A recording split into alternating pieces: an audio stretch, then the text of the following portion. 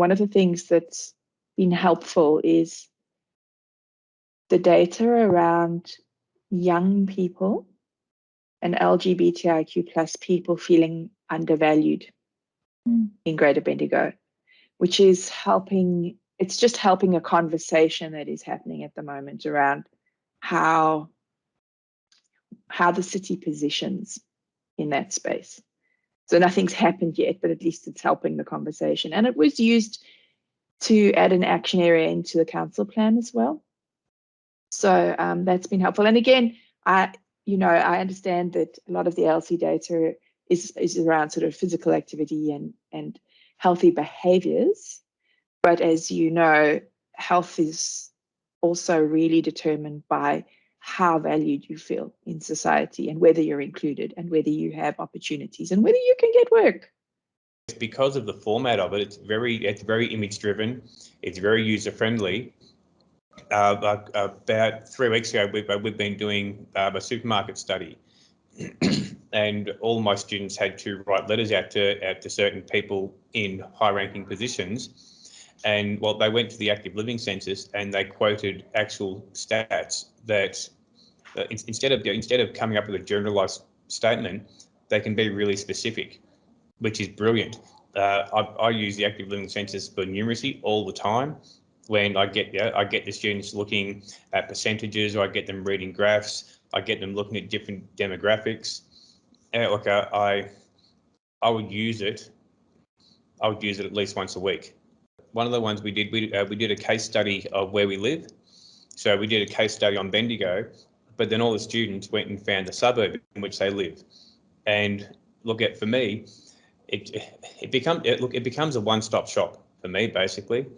Instead of having the students having to go around and try and find this information hidden in the web somewhere, especially when their literacy skills aren't strong, healthy eating, or whether it be about the amount of physical activity you get, whether it be about our weight issues. I use it to have those difficult conversations.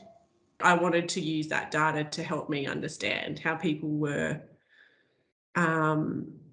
moving around the Shire. Basically, arguments to support, active transportation. So how many people are walking and cycling in our communities, because what we were doing was we were removing car spaces to add additional seating, and we wanted to try and encourage people to be, to walk down the street. So those 8 car spaces that we lost weren't a big deal. We've used that information for grants all the time. If we can zone into a local area, it's Heathcote, Elmore, wherever, that really helps us there. In small areas, okay, this sport's participate very high and it's a need lacking. Yeah, so it kind of supports the decision making surrounding pretty important grants by the sounds of it. Yeah, it does. Yeah, I mean, it just helps strengthen the case. This has sort of been my go-to, if you like, for any type of referencing because we are really wanting to make it specific to us rather than, as I said, on a general level. So for us, it is very relevant.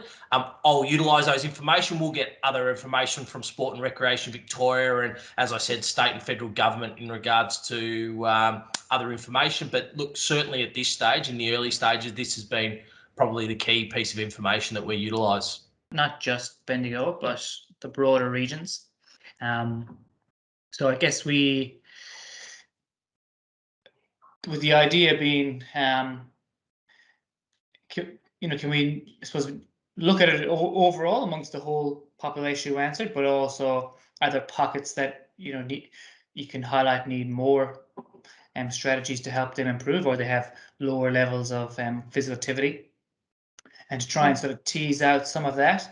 And then for me and my work, that might be grounds to look at partnering with agencies within those areas to say, hey, the data indicating that people in this region have low levels of physical activity, and we've got a program that might be able to help you address that.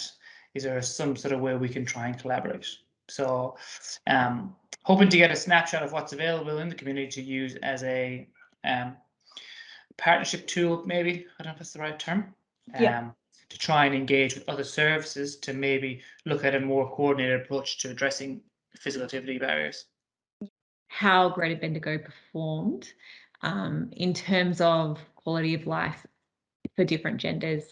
And so that census really helped Arabic women who practice Islam, who wear hijabs, are even more unlikely to exercise outdoors because of fear of just verbal abuse and things like that. So just looking at it with an intersectional lens and trying to back it up with as much data as possible, which the census did provide. It was very insightful.